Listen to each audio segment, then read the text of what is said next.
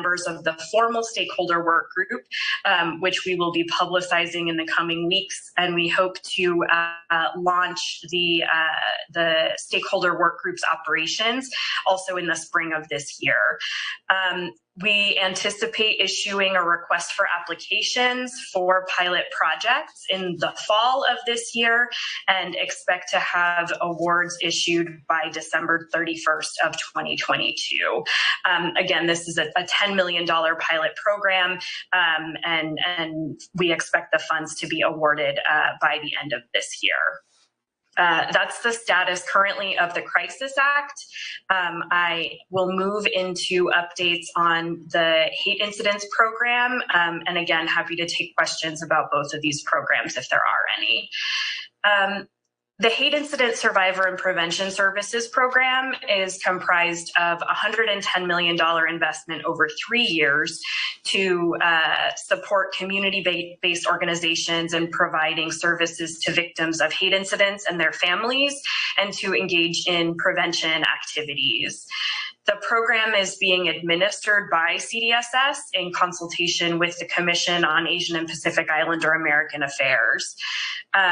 CDSS and the Commission jointly held a series of listening sessions in the fall of 2021, where we had participation from over 100 organizations and stakeholders providing input on the needs, gaps, and opportunities in the area of anti-hate services and prevention. There were needs identified in areas of culturally competent mental health services, legal services, restorative justice, and alternatives to law enforcement, as well as youth development, senior safety, and a large number of other areas. So with that information gathered from those listening sessions, in November of 2021, CDSS issued an RFA for the Stop the Hate program for up to $20 million, again, incorporating input from the Commission and from these listening sessions. We are currently reviewing applications under the Stop the Hate RFA, and we anticipate making awards in April of 2022. We are also running a parallel process for additional transformative grant awards, which will be made by invitation to organizations with a demonstrated capacity to administer large-scale anti-hate service and prevention programs. And we also expect to announce those awards this spring. And that's all I have. So I can turn it over to my colleague, Eliana Kamowitz, to address the other items in issue 2. Thank you. Welcome, Ms. Kamowitz. Hi, good afternoon, Chair Eggman and members of the committee. My name is Eliana Kamowitz, and I am the Immigrant Integration Branch Chief at the California Department of Social Services. It is a pleasure to be with you here today. The background materials for the hearing include information on the refugee cash assistance and support services, as well as an overview of the immigrant integration programs we administer, and background information provided in January on Afghan arrivals. So with your permission, I will move straight to answering the questions posed in the agenda. That's fine. The first question was in regards to the One California $30 million augmentation. As you know, last summer, the Budget Act of 2021 allocated $30 million in additional funding for the One California program, also known as the Immigration Services Funding Program, which provides immigration services across the state. Since then, CDSS has been engaging stakeholders to identify opportunities to expand immigration services, given the possibility of federal legislation that would create new immigration benefits for certain groups. During the fall of last year, Congress was considering several large pieces of federal legislation that could have brought some form of immigration reform or potential pathways to legal permanent residency or citizenship for certain groups. This type of expansion of benefits would require a quick expansion of immigration legal services capacity to meet the demand for support in applying for a new benefit. In our assessment, given the limitations of existing legal service providers, including the small number of immigration lawyers in California, we are considering using the augmentation in funding to support an increase in the number of Department of Justice accredited representatives who are trained to navigate immigration law processes, to help immigrants through the immigration benefit application process. The one-time funds will be used to supplement 3 key areas of service: outreach and education, legal services, and technical assistance. Concepts are currently being developed with the projected timeline of announcing funding awards by June 2022 of this year. The next item in the agenda was a request to provide an overview on the work of the California Department of Social Services in supporting recent Afghan arrivals. Let me begin with some updates and background to provide some context around the work of the department to support recent arrivals here in California. Since August of 2021, last year, California has now resettled approximately 10,000 Afghans.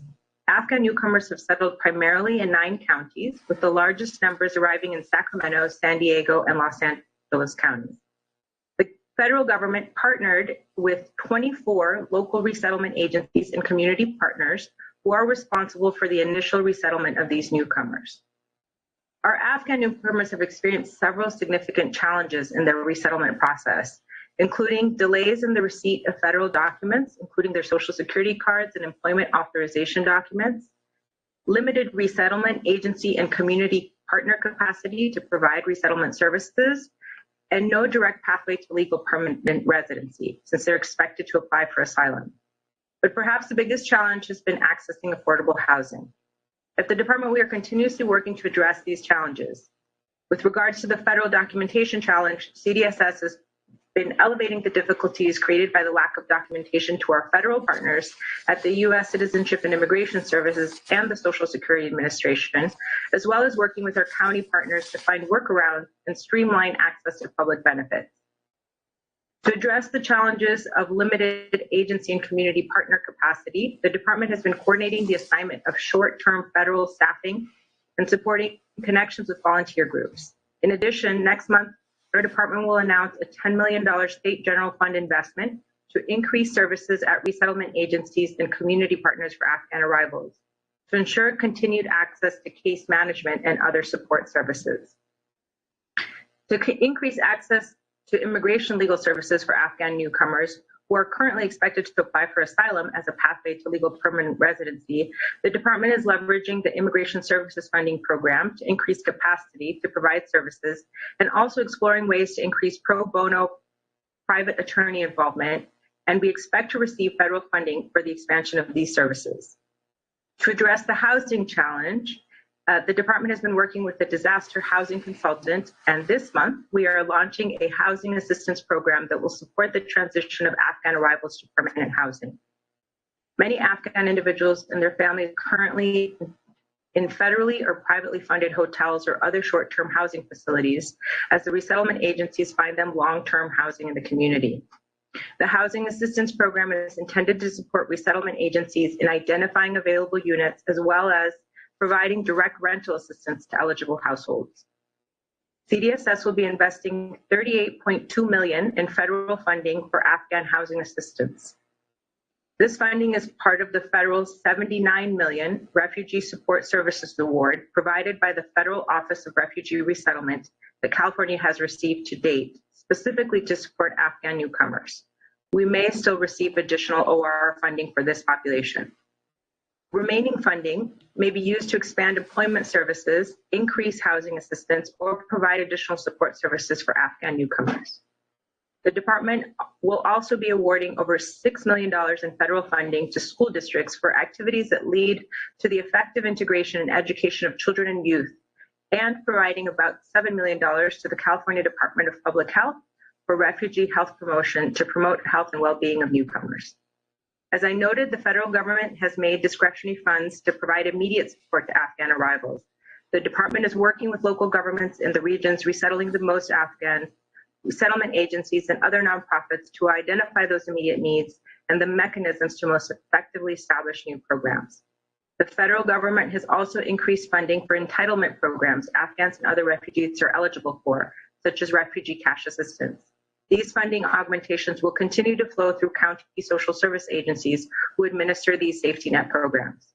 With all our investments, CDS will continue partnering with resettlement agencies, community partners, counties, school districts, and elected officials to support the successful integration of Afghan newcomers into California. We also stand ready to continue welcoming others seeking refuge from other parts of the world. Thank you. Thank you very much. Okay, let's go to the Department of Finance. Karen Carson, Department of Finance. No additional comments at this time. LAO. Good afternoon, Angela Short with the LAO. Just a quick comment regarding the request for the resources for compliance reviews and complaint obligations. We've reviewed that budget change proposal and have no concerns at this time, and no additional comments to add at the moment. Thank you. Okay, thank you very much. For the crisis program, it was $110 million, and we are getting ready to award 20. It needs to be spent over a 3-year period, as I understand it. And so next year and the following year, the allocation that we give out will be bigger, or how are we going to spend it all? You're referring to the hate incidents program? Yes, I'm sorry, yes. Yes, so the initial RFA that we issued for this year is $20 million.